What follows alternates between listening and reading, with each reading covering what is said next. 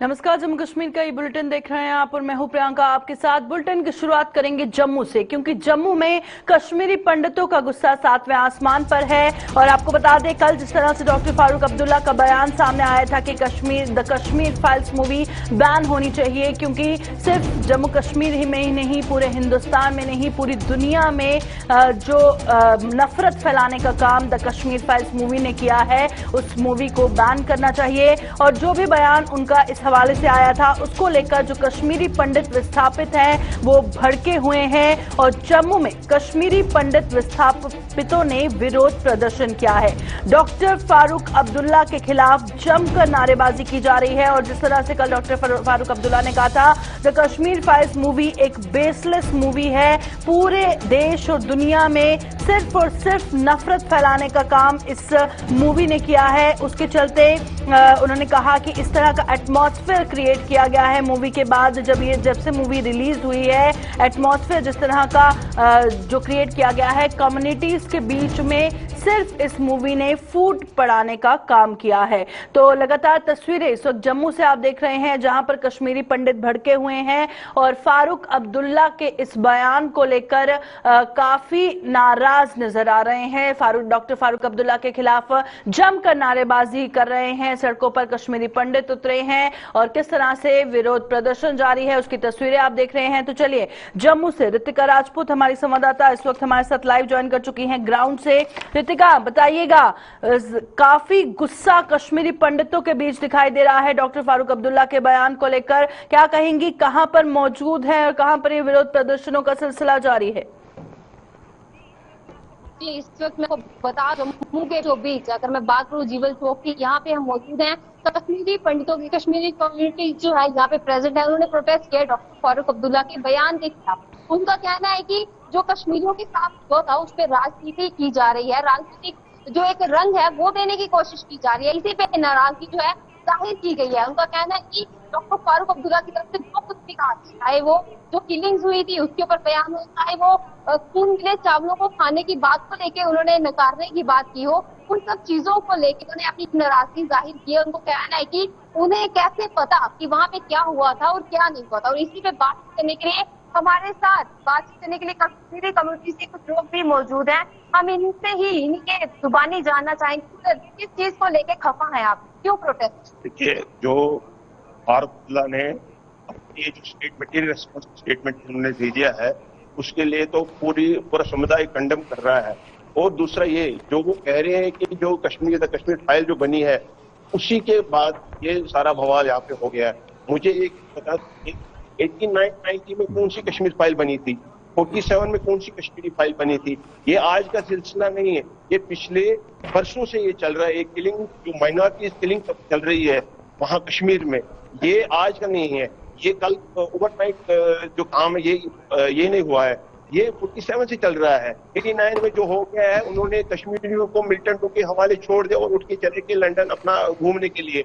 उन्होंने ये नहीं सोचा कि जो यहाँ पे माइनॉरिटी कम्युनिटी है, जिनके साथ में बैठा हूँ, उनको कैसे प्रोटेक्ट करे, उनको कैसे प्रोटेक्शन करे, वो सेफ रहेंगे यहाँ पे कि नहीं रहेंगे, उनको मिलिटेंट के हवाले हम छोड़ देंगे कि यह सही रहेगा कि नहीं रहेगा। 3000 से ज्यादा वहां पे कश्मीरी बेगुनाह लोग वहां पे मारे गए, उनका जिम्मेवार आज तक मेरे को बता दो कौन है? सिर्फ एक ही है, ये फारूक अब्दुल्ला और इनकी गैंग, जो इन्होंने ये आज गुप्कार गैंग बनाया है। ये क्या है? सारे मिलिटेंट है। फारूक अब्दुल्ला हो, चाहे लिबरेशन फ्रंट हो, चाहे यासीन मलिक हो, चाहे भिटकराटे हो, ऑल दे आर इक्वल। इसमें कोई इसमें फर्क नहीं है, ये सारे के सारे एक ही थाली के चटे बट्टे। इवन आपने फोटोग्राफ भी देखा होगा जहाँ पे फारूक अब्दुल्ला यासीन मलिक को ईट पे हाथ रख के सैनपूर्ति कर रहा है। और आपने एक और फोटोग्राफ देखा होगा जहाँ पे सारे एक थाली पे खाना खा रहे हैं।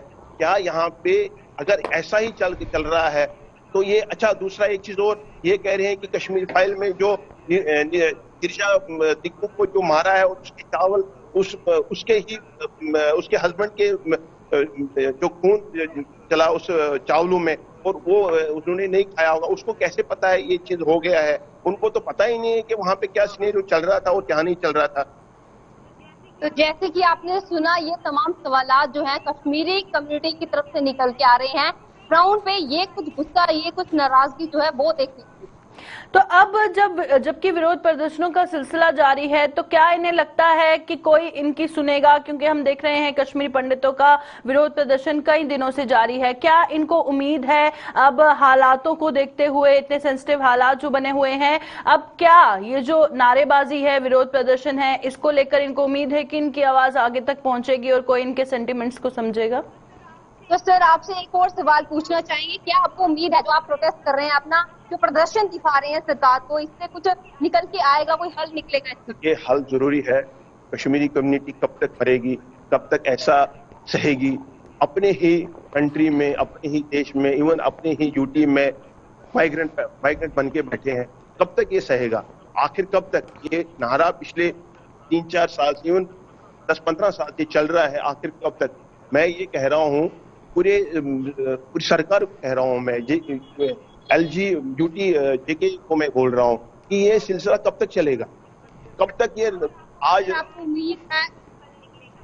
देखिए, जब तक हमारे प्रधानमंत्री जी श्री आदरणीय श्री मोदी जी है, और हमें पूरी उम्मीद है कि वो इस तरीके से वहां पे ऐसा माहौल बना लेंगे जहां पे हम बिल्कुल अच्छी तरह से वेल डिग्निटी की तरह, वेल बिहेवियर की तरह से, वेल रेस्पेक्टेड की तरह से वहां पे फिर से हम बसेंगे। और हमने बसना है क्योंकि वो जो कश्मीर है वो हमारा है, हमारे पूर्वजों का है, हमारे फोर फादर्स का है, वो किसी भी मुस्लिम का नहीं है। वो मुस्लिम समुदाय जो है उसमें कितने भी है कन्वर्टेड है, वो भी टाइम टू टाइम कन्वर्ट हो गए हैं, क्योंकि ऐसा ही प्रलय जब आ गई है, उनको टाइम टू टाइम वो चीज करना पड़ा।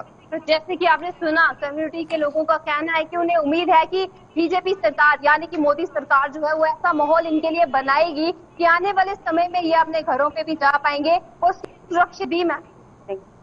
शुक्रिया रितिका ज्वाइन करने के लिए। और जिस तरह से रितिका ग्राउंड पर मौजूद थी, कश्मीरी पंडितों से बातचीत उन्होंने की और इनका कहना है कि विरोध प्रदर्शन हम कर रहे हैं इसी उम्मीद में, इसी आस में कि प्रधानमंत्री नरेंद्र मोदी तक उनकी आवाज पहुंचेगी और मोदी सरकार उनके लिए ऐसा माहौल जरूर बनाएगी जो कि उनको जरूरत नहीं पड़ेगी इस तरह से सड़कों पर उतरकर बार बार अपना हक मांगने की।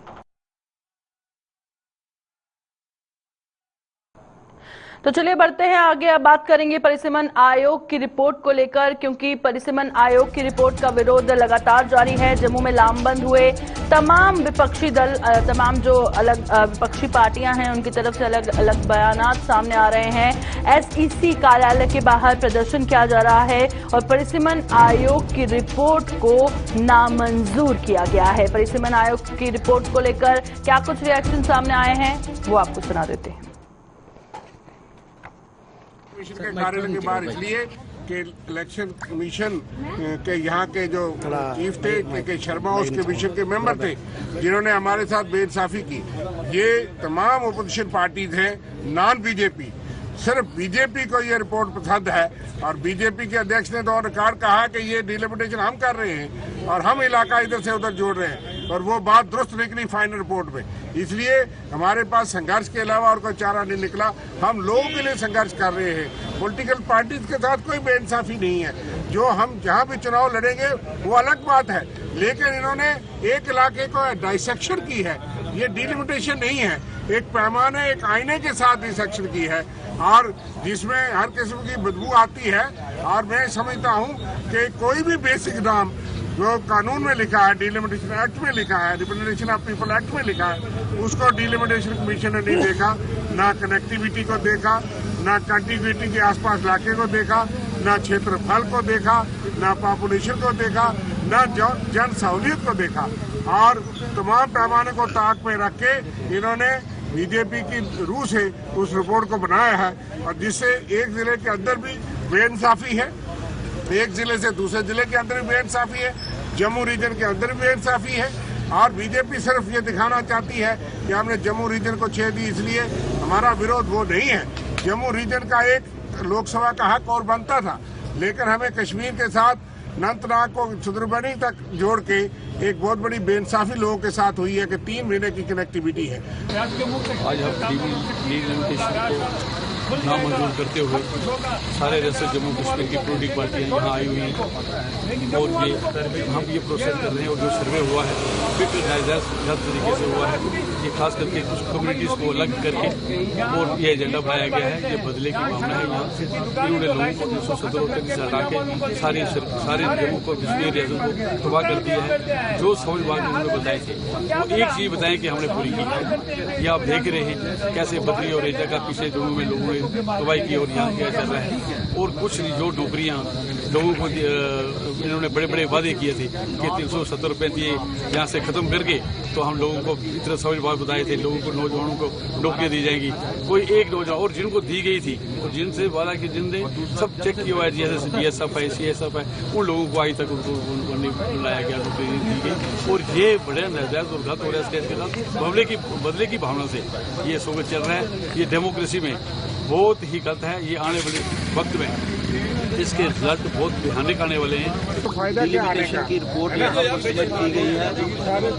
उसमें इन्होंने हम समझते थे कि डेमोक्रेसी में एक डेमोक्रेटिक नॉर्मल और कैरेक्टर इन्वॉल्व कर ये रिपोर्ट सबमिट की जाएगी। लेकिन इन्होंने डेमोक्रेसी का मर्डर किया है इसमें और इन्होंने इसमें पोलराइजेशन करवाने की कोशिश की है जम्मू कश्मीर के अंदर। और यहाँ पर जैसे हम सब जानते हैं कि डेमोक्रेसी का एक कॉन्सेप्ट है by the people of the people for the people, that is democracy. But यहाँ पर हमें देखने को मिला है और ऐसे जम्मू कश्मीर के लोग ठगा महसूस कर रहे हैं कि इन्होंने क्या किया है कि जो इन्होंने 5 अगस्त 2019 को किया यहाँ पर कि उसके बाद ये कुछ यहाँ पर एक डेमोक्रेसी का जो करैक्टर है उसको यहाँ पर ये लागू करेंगे। लेकिन इन्होंने लोगों को अलग करने की कोशिश की है। और इसमें हमें ये लग रहा है कि यहाँ पर ये by the party of the party for the party that is BJP, जैसे यहाँ पर कहा गया हमारे सीनियर लीडर ने। तो यहाँ तक हम समझते हैं कि इस रिपोर्ट को हम टोटली हम ये चाहते हैं कि हम ग्रास रूट लेवल तक लेकर जाएंगे, घर घर तक लेकर जाएंगे। और जम्मू कश्मीर के लोगों को ये मत न समझिए कि ये डेमोक्रेसी का कॉन्सेप्ट नहीं जानते। डेमोक्रेसी हमने लड़कर ली है। यहाँ पर जो रिस्टोर की है डेमोक्रेसी हमारे बुजुर्गों ने यहाँ पर एक सिस्टम था, उसके बाद यहाँ पर डेमोक्रेसी आई है। और उसके कायदे जाब्ते जो हैं ये किसी जाब्ते के तहत नहीं इन्होंने किया है। एक तो इन्होंने फिरका परस्ती इसमें फैला दी, मुस्लिम एरियाज एक तरफ करने की कोशिश की है और हिंदू एक तरफ करने की कोशिश की है। ये बीजेपी के ऑल इंडिया पैटर्न जो है वो यहाँ भी लागू करने शुरू कर दिया है। दूसरी बात इन्होंने जो कंटिन्यूटी है कि कम्पैक्टनेस होनी चाहिए एरिया की वो नहीं देखी है। भूल को लगाया है बरहाल के साथ, जबकि बीच में 4 तहसीलें पड़ती हैं, रामबन, उखड़हाल, रामसू और खड़ी। 3 तहसीलों को चल करके फिर बहरहाल आता है। लेकिन वो एक तरफ मुसलमानों को एक तरफ करना था और रामबन की सीट को बचाना था बीजेपी के लिए। गुंडागर्दी है। तो चलिए रुक करते हैं रामबन का, क्योंकि रामबन में सरकार अपने ही आदेशों की धज्जियां उड़ाती हुई नजर आ रही है। और आपको बता दें कि रामबन में टीचरों से BLO का काम लिया जा रहा है। टीचरों की अनुपस्थिति से बच्चों की शिक्षा प्रभावित हो रही है। और आमतौर पर सरकारी स्कूलों में जैसे पहले से ही शिकायतें आती हैं कि अच्छे से नहीं पढ़ाया जाता है, अनुपस्थिति होती है। और अगर सरकार खुद ही अपने आदेशों की धज्जियां उड़ाएगी तो किसके आगे जनता गुहार लगाएगी। जो लोग सरकारी स्कूलों में अपने बच्चों को बड़ी उम्मीदों से भेजते हैं, पढ़ाई करने के लिए भेजते हैं, और वहां पर टीचर ही मौजूद ना हो तो बच्चों की शिक्षा कितनी प्रभावित होगी आप अंदाजा लगा सकते हैं। तो रामबन की हम बात कर रहे हैं, जहां पर सरकार खुद के ही आदेशों की धज्जियां उड़ा रही है और रामबन में टीचरों से BLO का काम ले रही है। अब जब बच्चे स्कूल में पढ़ने जाएंगे वहां पर टीचर्स अनुपस्थित नहीं होंगे, वो भी सरकार के कहने पर अनुपस्थित नहीं होंगे, तो किसके आगे जाएंगे। ये ऑर्डर आप साफ तौर पर अपनी स्क्रीन पर देख रहे हैं, जहां पर टीचरों को BLO का काम करने के लिए कहा गया है। तो चलिए रुक करते हैं। रामबन का नदीम हमारे साथ लाइव ज्वाइन कर चुके हैं। नदीम, बताइएगा क्या है पूरा मामला। जी बिल्कुल। देखिए प्रियंका, आपको एक चीज बता दूं कि हम देख रहे हैं कि सरकारी स्कूलों में जब हम जाते हैं वहां हमें अक्सर शॉर्टेज ऑफ टीचिंग स्टाफ देखने को मिलता है। अगर प्रिंसिपल सेक्रेटरी एजुकेशन की तरफ से 29 मार्च को एक मीटिंग बुलाई थी और मीटिंग में काफी सारी चीजें डिस्कस हुई, लेकिन एक चीज जो काफी अहम दिख रही थी हमें, देखिए एक तो ये बताया गया था कि जहां जीरो एनरोलमेंट है उस स्कूल को जो भी करीबी एडजॉइनिंग स्कूल होगा जो पॉसिबल हो उसको जो है मर्ज किया जाएगा, जो वहां के पीआरआईज है उनको कंसेंट पे लेकर। लेकिन उसके साथ साथ में जहां 10 एनरोलमेंट है वहां पे टीचिंग फैसिलिटी को जो बेहतर करने की कोशिश की बात की गई थी। लेकिन एक चीज ये बताई गई थी कि इस एजुकेशन डिपार्टमेंट की हम मीटिंग की बात करें, वहां पे डायरेक्टर स्कूल एजुकेशन और जो भी चीफ एजुकेशन ऑफिसर्स थे वो तमाम पहुंचे थे और इस मीटिंग में इस चीज को बताया गया था कि जनाब नॉन टीचिंग असाइनमेंट में किसी भी टीचर को इन्वॉल्व नहीं किया जाएगा और इसके लिए कंसर्न सीओ जो है एक सर्टिफिकेट इशू करेगा टीचर को कि जनाब ये किसी भी नॉन टीचिंग असाइनमेंट में हमने इसको इन्वॉल्व नहीं रखा है। लेकिन हम देख रहे हैं कि एक तरफ हमारे पास शॉर्टेज जो टीचर्स की है, एनरोलमेंट हमारे पास 50-60 है, 5 क्लासेस है, 8 क्लासेस है, हमारे पास यूपीएस है, अपर प्राइमरी स्कूल है, प्राइमरी स्कूल है जहां 5 क्लासेस है। अगर प्री प्राइमरी को इंक्लूड किया जाए तो एक स्कूल में यूपीएस में हमारे पास 9 क्लासेस हो जाती है और प्राइमरी स्कूल में 8 क्लासेस हो जाती है। लेकिन एक तरफ शॉर्टेज और दूसरी तरफ जरा मीटिंग और मीटिंग के बाद नताइज की बात तो कही गई थी कि पॉजिटिव नताइज होंगे, लेकिन उसके बाद जब हम देख रहे हैं कि पॉजिटिव हमारे पास रिजल्ट नहीं है, यानी अभी तक भी हमारे जो नॉन टीचिंग असाइनमेंट की बात की गई थी टीचर्स की, अभी भी उन्हें जो है बूथ लेवल ऑफिसर यानी बीएलओज रखा गया है, बीएलओज की ड्यूटी दी गई है। अभी तक रामबन के अंदर हम देखें तो उन बीएलओज को ये तमाम चीजें नहीं मिली और बाकी भी तरह तरह की जो है ड्यूटीज टीचर्स से ली जाती है। हमने देखा कि पिछले दिनों एक ऑर्डर निकाला गया, जब नोडल ऑफिसर जो क्लस्टर नोडल ऑफिसर्स बनाए गए, यानी एक एडिशनल ड्यूटी है। तो तमाम चीजें ये चीज को साबित करती है कि जहां एक तरफ हम देख रहे हैं कि एजुकेशन डिपार्टमेंट की तरफ से बड़े बड़े दावे किए जा रहे हैं कि जनाब तमाम चीजों को बेहतर किया जाएगा, जो टीचर्स की शॉर्टेज है उसको पूरा किया जाएगा, बच्चों को क्वालिटी एजुकेशन दी जाएगी, जनाब एनरोलमेंट ड्राइव चलाई जा रही है, घर घर जाकर अवेयर किया जा रहा है लोगों को जनाब आप बच्चों को सरकारी स्कूल की तरफ भेजें। लेकिन जहां एक तरफ ये तमाम चीजें सिर्फ मीटिंग्स तक महदूद होकर रह जाती है, जब आप जमीनी हकाइक देखने की कोशिश करेंगे तो तब ये तमाम चीजें आपको सामने देखने को मिलेंगी कि जनाब जो मीटिंग्स हुई थी वो सिर्फ दफ्तर के अंदर थी या फिर ब्लैक एंड व्हाइट में एक ऑर्डर निकला था, वो ऑर्डर इंप्लीमेंट हुआ या नहीं हुआ, उस पर अमल हुआ या नहीं हुआ, ये तमाम चीजें आपको तभी पता चलती हैं जब आप स्कूल के अंदर पहुंचते हैं और ये तमाम चीजें वहीं पे क्लिक होती हैं। रामबन से सारी जानकारी हमारे आप तक पहुंचा रहे थे कि किस तरह से जो प्रशासन है वो दावे करता है, जो एजुकेशन डिपार्टमेंट है बार बार दावे करता है कि चीज़ों को बेहतर किया जा रहा है, कितना बेहतर किया जा रहा है वो आप इस खबर पर देख सकते हैं।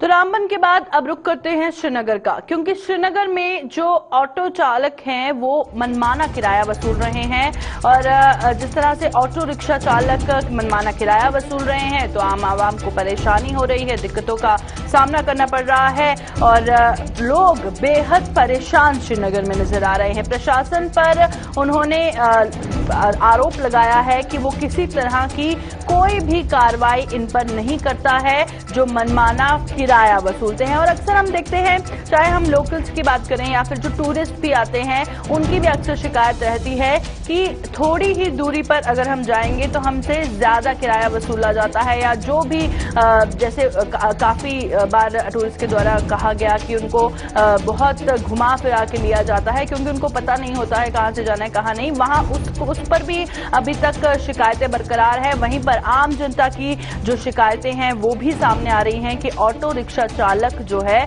वो मनमाना किराया वसूल रहे हैं, जिससे लोगों को बेहद परेशानियों का सामना करना पड़ रहा है। तो श्रीनगर की हम बात कर रहे हैं। श्रीनगर में जिस तरह से ऑटो रिक्शा चालक पहले ही कहा गया था कि जो मीटर्स हैं उसे इंस्टॉल किया जाए, क्या कुछ सूरत हाल है जानेंगे। इरफान फाजिल हमारे साथ श्रीनगर से ज्वाइन कर चुके हैं। इरफान, बताइएगा क्यों अभी तक कोई लगाम नहीं लगाई गई है, शिकायतें बरकरार हैं, चाहे हम लोकल्स की बात करें या टूरिस्ट की बात करें। ऑटो रिक्शा चालक सबके लिए नहीं कहेंगे, पर हाँ कुछ हैं जो लोगों की मजबूरी का या टूरिस्ट की मजबूरी का फायदा उठाते हुए नजर आते हैं। क्या सिचुएशन है ग्राउंड पर? जो है वो हर किसी के लिए है और जाहिर सी बात है जब कायदा कानून बनाया जाता है तो उसके बाद चलना भी पड़ता है। अथॉरिटीज की जानिब अगर देखा जाए फेयर मीटर्स का जो ताल्लुक है ऑटो रिक्शा को लेकर, वो कायदा कानून जो है बनाया तो गया मगर जमीन सफर से अमलाया नहीं जा रहा है। मैं इस लाल चौक की ही बात करूंगा, शहर श्रीनगर की बात करूंगा, खास तौर पे जहां पर 1-1.5 किलोमीटर का जो फासला है तकरीबन 50 से 70 रुपए के करीब जो फेयर होना चाहिए, उसकी जो रेट्स वगैरह जो है वो तकरीबन 100 रुपए से लेकर 200 रुपए तक पहुंच गई है। आए रोज ये शिकायतें आ रही है, क्योंकि जब मीटर लगाने की बात की गई थी तो उसके बाद जो है थोड़ा सा ऑटो रिक्शा वालों ने नाराजगी भी जताई थी। उनका मानना था कि एक साइड से जो तेल के दाम है वो सर चढ़ के बोल रहे हैं, दूसरी साइड से अगर मीटर भी लगाए जाएंगे तो हमारा भी इंसाफ होगा।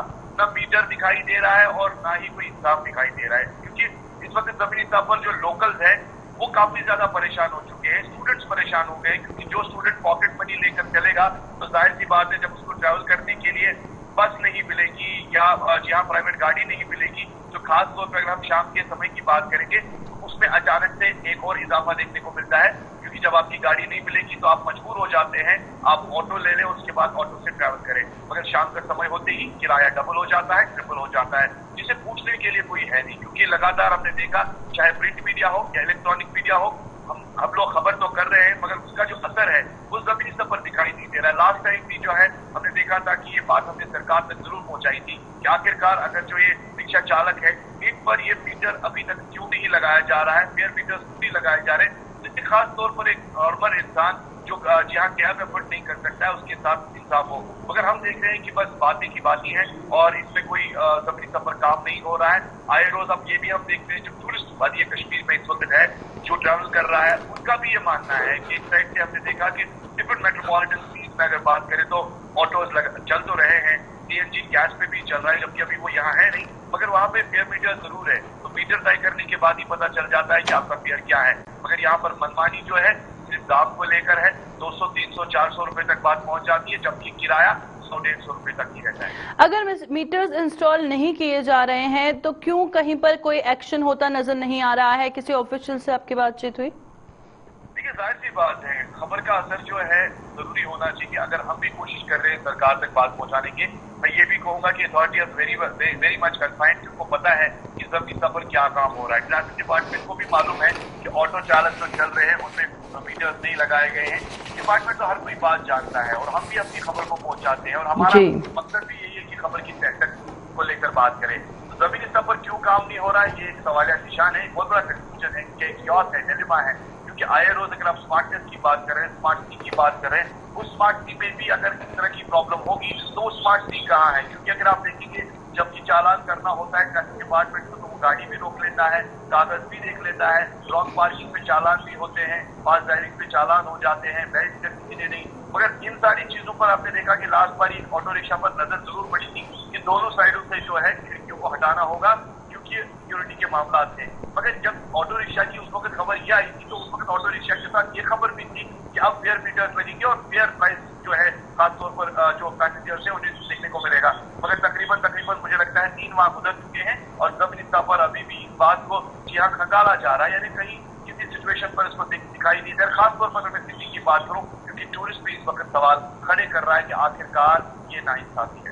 जी शुक्रिया इरफान ज्वाइन करने के लिए। और बार बार जिस तरह से हम कोशिश करते हैं कि लोगों की आवाज़ पहुंचे और इन सब चीज़ों पर लगाम लगे, जो भी ऑटो चालक हैं, सभी नहीं, बहुत सारे ऑटो चालक हैं मेहनत से ईमानदारी से अपना काम करते हैं, पर कुछ जो फ़ायदा उठाते हैं टूरिस्ट और लोकल्स का, उन पर लगाम कसने की ज़रूरत है।